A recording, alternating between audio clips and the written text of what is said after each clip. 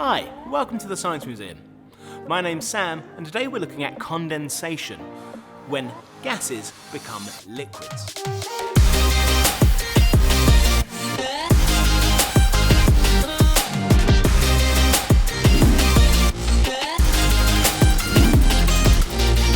Now you can see this at home on your windows quite often when the hot air and water vapour inside meets that cool surface outside. It condenses and becomes a liquid.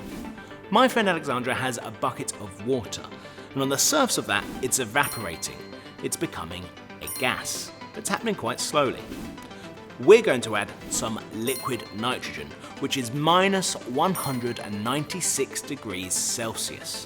So let's think about what happens when our water vapour at room temperature gets drastically cooled down.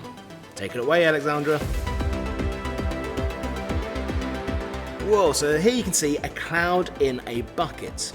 A cloud is formed of millions of tiny water droplets suspended in the air. Now when we pour the liquid nitrogen into the water, the heat from the water goes into the liquid nitrogen and makes it boil.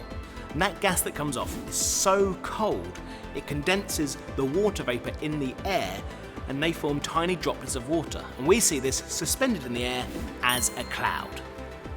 When Alexandra blows into the bucket, the water vapour in her breath also condenses, so we get even more cloud. So next time you see a cloud outside, think about the fact that all you're seeing is condensation.